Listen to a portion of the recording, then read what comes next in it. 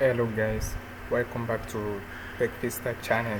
So today we will be discussing about the Excel, Microsoft Excel for beginners. So if you have not have maybe any idea about how to make use of Microsoft Excel to do legit work, so don't worry. By the end of this movie, I'm going to show you how you'll be able to make use of your Microsoft Excel fluently. And then you are welcome to Tech Vista channel.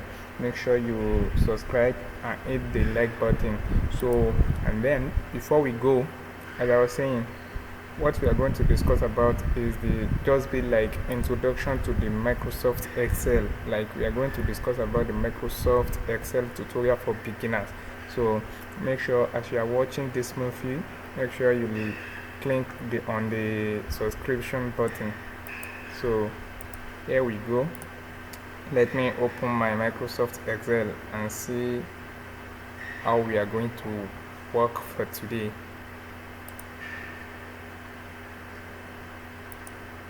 So as you are seeing it here, this is my Microsoft page. As you are seeing it here, this is my Microsoft page. So, and the first topic that we are going to discuss about today is shortcuts. So we are going to discuss about shortcuts, and then we are still going to discuss about the conditional formatting in Microsoft Excel. Likewise, I'm still going to show you how you can easily make use of flash fill and data validation. So let us continue and make sure you follow the protocol as I was going to show you now. So let me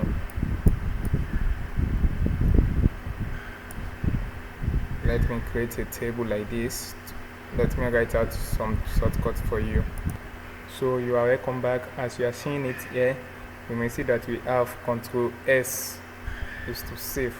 Maybe you have been working on a worksheet in Microsoft Excel, so you have to be saving your works in order to retrieve it in future or whenever you want to use it. Likewise, we have Control C. Control C is simply using for copy. Let me show you how you can make use of Control C for copy. Once you highlight out all the content that you want to copy, you just have to click Control C, as you can see, and then go to where you want to paste it to. This is the column, this is the shell that I want to paste this thing that I copied to. So as you can see, our next shortcut is Control V. So you just have to click Control V to paste. As you can see, it is so simple. You just have to make sure that you take note of Control C is to copy, likewise Control V is to paste. So assuming what I just pasted now, maybe I want to undo it. I didn't need it anymore. So the easiest way for me not to be deleting it one by one is that I just have to click Control plus Z. As you can see, it is now undo what I just copy. And then likewise we have Control A. So this Control A is using to highlight all. This Control A is using to highlight all. We are using it to highlight everything, all this shell. So let me show you. Just click Control plus A. Maybe you have been working on this sheet since, so and later you come and found it out, like all the things that you have, all the content that you have made, you didn't need it anymore. So the easiest way for you to delete it or something like that, you can just highlight it like this and right click and delete, something like that. You can still highlight it for another purpose that you might wish for. So let me show you the shortcuts, other ways that you can simply save your work. If you can memorize or if you can recall this Control plus CS, so you can come to this file here. As you can see, you can come here and click on File. So it is going to display this feature for you. As you are seeing it here, we have Save and save as. Don't be confusing about save and save as. The difference is that maybe you change some things in this work that you have already worked on before, so you now want to resave it as another name. Maybe you are working for someone, maybe they ask you to do maybe data analysis or something like that. You just input some data and then they still want to do some changes, so you now make some correction. You now want that first one that you firstly did to be constant, so you can simply come and click on this save as, so you will be easily to resave it as another file. So the thing is going to be two saved on your system. So that is that about that for this Control S save as etc. And then let me show you another shortcut for copy or paste. So you can see it, we have all this one. This one is for paste. Maybe if you have already copied something, this one will not be colorless like this, it will be in normal color. So once you just click on it, it will paste it to wherever you want to paste your content to. So as you can see, this one here like seesaw.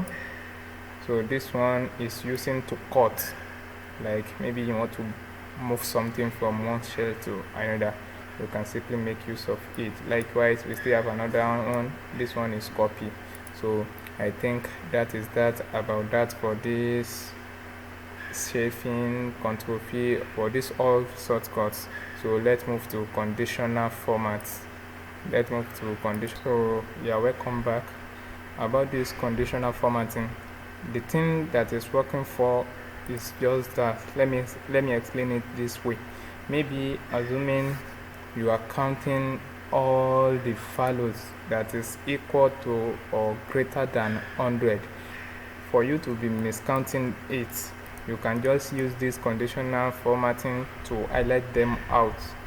For instance, now let me use it this way. Like I want to highlight out all the value that is equal to or greater than 100. So the thing that I just have to do is highlight all my table value like this, and then as you can see it here, as you can see it here, if you come here, you can see that we have conditional formatting. So you can see that we have conditional formatting. So you just have to click on this conditional formatting and come to new rule. So once you click on new rule, so let me choose format only shell that contain. So and then I want to make use of, you can see it here. Here is where you are going to do all your settings. As you can see it here. So for me now, I'm going to color. I want to use it to highlight it out all the value that is greater than or equal to 100. So I firstly have to click on this one, and then I choose greater than or equal to. If you wish, you might use less than or greater than or not equal to or equal to. You can use whatever you wish. So I use greater than or equal to, and then I put in 100 as my value. Like it is going to highlight out all the value that is equal to 100 or greater than 100. So I now want to change the format, how I want it to highlight all this thing out for me. Let me choose bold and italic. That is going to italize all the value that is greater than or equal to 100. And then I can still change the color. Let me choose color red. So okay, click on OK. As you can see it here, all this one, we have 400, 401, 402, 600, 601, 602. They are up to 100. That's number one. This 100 is equal to 100. This 101 is greater than 100. I hope you understand what this conditional formatting is working for. It is working for highlighting some content that you wish to differentiate it from other values. So let me show you how you can be using this flash fill. So yeah, welcome back.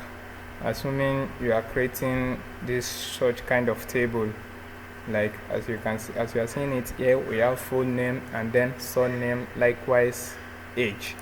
So let's assume you are the one that you typed all this name out, so you are still going to be separating it, like surname for this John Smith is John, so you are still going to be typing it for here like this, John, something like this, something like this. Stop doing that. Let me show you the easiest way that you can make use of your splitting surname from middle name. So this is the easiest way that you can just make use that you can just follow to make use of this thing better and make it look better. So the thing that you just have to do is that firstly retype this first one. As you can see, my first name for here is John Smith, and then firstly retype the first surname in this surname shell. So and then we can just come to data. As you are seeing it here, you can see that we have flash fill. So flash fill is the thing that is going to help you split your surname from your main name. Like your middle name with your surname, it will split them apart. So you see the easiest way back. So another way that you can simply do this thing that is that you can click Ctrl E, Ctrl plus E. So you can click Ctrl E. As you are seeing it, let me try it and let you see. So you just have to place to select the shell of this first surname that you retyped, and then click Ctrl plus E. It is going to help you generate all your surname. It will be split it apart. So that is that about that for this flash fill. So let us move to data validation. But before we go, let me firstly tell you how this data validation is working. You see this data validation bar? So it is just like you want to restrict some value. Maybe for all this name that I listed out, I don't want their age to up to 50. I want it to start from 5 years to 50 years. So if I want to try to input value the age that is up to 50, like 51 or less than 5, this my data validation will be restricted for me. Like it will be rejecting it to me back, like this thing is not proper with the format of this shell. So let me show you how this data validation is working. So where you have to go is that go to data. As you are seeing it here is data in ribbons. We call all these tools ribbon. So once you come to data like this, you can see this data validation under data. As you are seeing it here is our data validation. So the thing that you just have to do is that click on this data validation. You know, I have already highlighted out all the column that I want to format to. So click on data validation, and then we click on this data validation. As you are seeing it here, we have allow. That means I want to use command for this shell. I want to dedicate all the value that it will be collecting and other value that it will be reject. So let me choose all value, and then I choose between. You can make use of maybe their age must greater than or equal to 50. So it will be rejecting all the value that is below 50 peters. So let me choose between, and then I choose 5 years to 50 years. So whatever any number that I'm trying to input into this column like this, if it is not between 5 to 50, it will be rejecting it. So let me try it. Let's say this number one, I have 21 years old. This one I have 35. This one I have 46. This one I have 57. As you can see, what's just pump out here, you see it.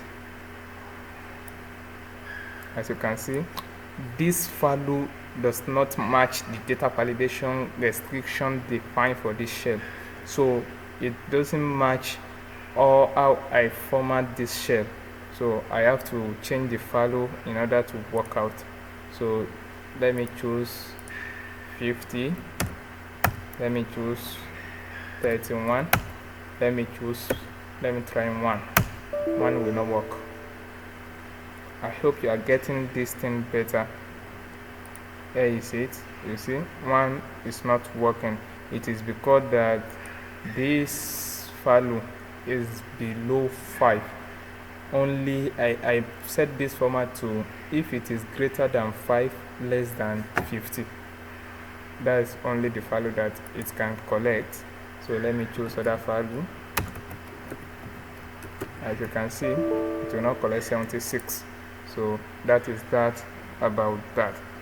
I hope you found this video helpful. So make sure you like and share with your friends to let them learn and benefit from this video. Thanks for watching Tech Vista channel.